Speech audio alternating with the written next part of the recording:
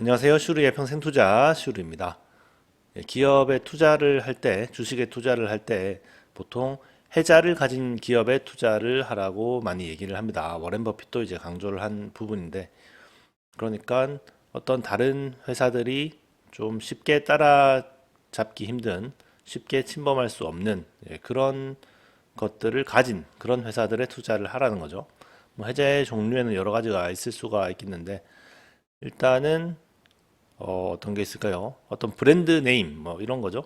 뭐 콜라로 치면 뭐 코카콜라 아니면 뭐 명품으로 치면은 에르메스 뭐 이런 아주 오래된 브랜드 사람들에게 아주 익숙하고 또 혹은 아주 고급이라고 느껴지는 그런 브랜드 가치를 가진 그런 회사들 그런 회사들은 또 강력한 해자를 가지고 있다고 볼 수가 있겠죠.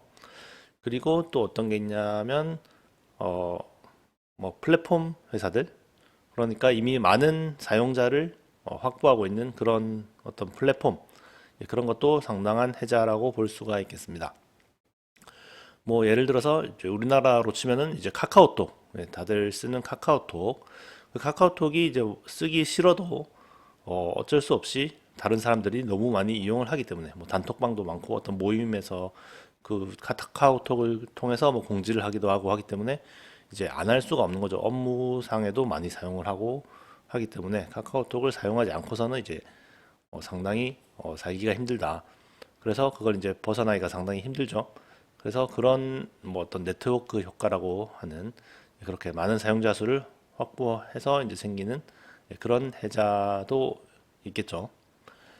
그리고 또 그렇게 되면은 또 비용도 이제 낮출 수가 있죠. 많은 사용자들이 이용을 하면은 비용도 획기적으로 이제 낮출 수가 있어서 다른 회사들이 감히 침범을 하기가 상당히 어렵습니다.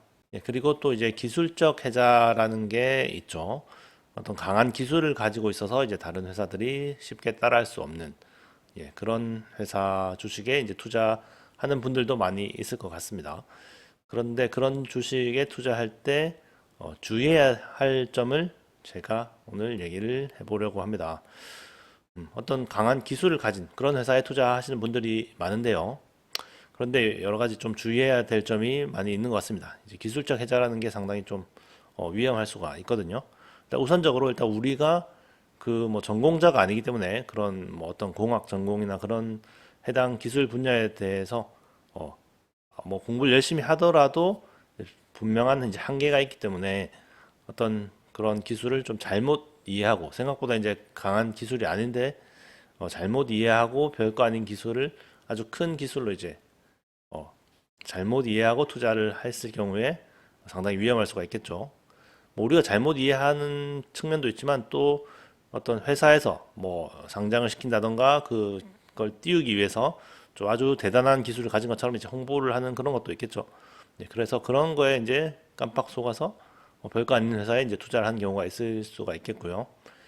그 다음에 또 이제 기술이라는 게 또 쉽게 따라잡힐 수가 있다는 겁니다. 지금 봤을 때는 아주 강력해 보이고 따라하기가 힘든 기술 같지만 또 생각보다 이제 다른 회사에서 뭐 쉽게 따라하지는 못하는 게 맞는 것 같은데 뭐 막 어떤 산업 스파이를 보낸다던가 그런 회사의 핵심 기술 인력들을 이렇게 큰 돈을 주고 이제 빼와서 그래서 그 기술을 단번에 따라잡아 버리는 뭐 그런 경우도 상당히 많이 발생을 하죠. 네. 우리나라에서도 이제 많이 발생을 했죠. 우리나라에서 어, 뭐 아주 압도적인 기술을 가지고 있다 이런 산업들이 상당히 좀 많이 어떤 다른 나라로 넘어가는 그런 일들이 빈번하게 일어나 왔고 계속 지금도 일어나고 있죠. 그래서 그런 강력한 기술을 가지고 있다고 해도 이게 충분히 쉽게 뺏길 수가 있다. 어떤 기술 유출이나 이런 게 일어나면은 충분히 쉽게 뺏길 수가 있다. 그런 거죠. 그리고 또 그 강력한 기술을 대체하는 아예 다른 기술이 나올 수도 있다. 예. 그런 경우도 있겠죠. 어떤 기술이 아주 독보적이긴 한데 그게 이제 필요 없어지는 다른 기술이 이제 나와버리면 또 아주 곤란한 상황에 처할 수가 있겠죠. 일단 뭐 최근에 이제 딥시크라는 게 나왔잖아요. 딥시크라는 중국의 이제 인공지능이 나와가지고 관련된 회사들이 좀 폭락하는 사태가 벌어지기도 했습니다.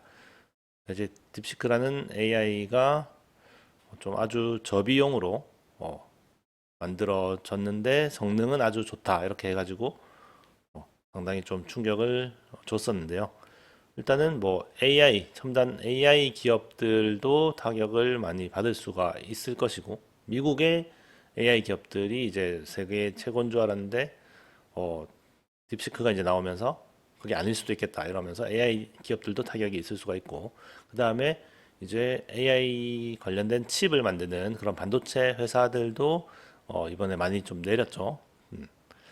그 딥시크에서 훨씬 이제 뭔가 저가의 칩으로 아니면 저사양의 칩으로 아니면 훨씬 더 적은 개수의 칩으로 이렇게 그 인공지능을 충분히 잘 돌릴 수 있다는 것을 이제 보여주면서 그런 칩을 만드는 회사들도 좀 많이 내려갔죠.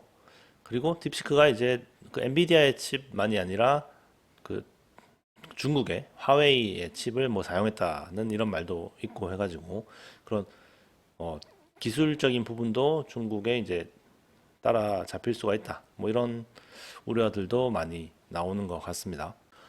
그래서 이런 기술적 혜자를 가진 기업에 투자를 할 때는 상당히 좀 조심해야 된다.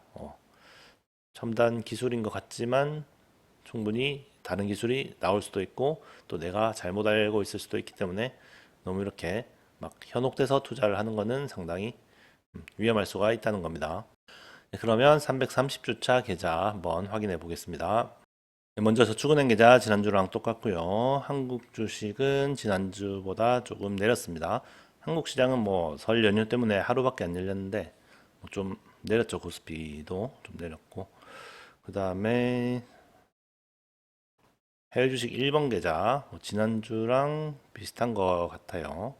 미국 주식은 좀 내리긴 했는데 약간 환율은 약간 또 올라서 아마 비슷하게 된 것 같습니다. 그 다음에 해외 주식 2번 계좌, 해외 주식 2번 계좌도 지난주랑 비슷한 금액인 것 같습니다.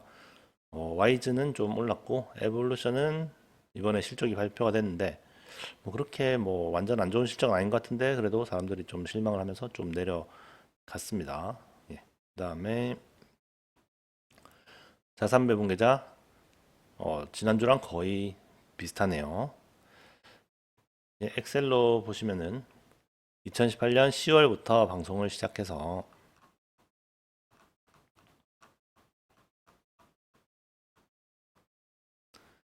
예, 314주차까지는 매달 300만 원 정도를 입금을 했었고요. 그 뒤로는 이제 더 이상 추가 입금은 하지 않고 있습니다. 그래서 지금까지 2억 1,600만 원을 투자해서 현재 3억 1,910만 9,677원이고요. 수익 금액은 1억 310만 9,677원입니다. 지난주보다 조금 내려갔습니다. 그래프를 보시면은 약간 내려간 것 같네요. 네, 그러면 오늘도 시청 감사드리고요. 또 다음 주에 뵙도록 하겠습니다. 감사합니다.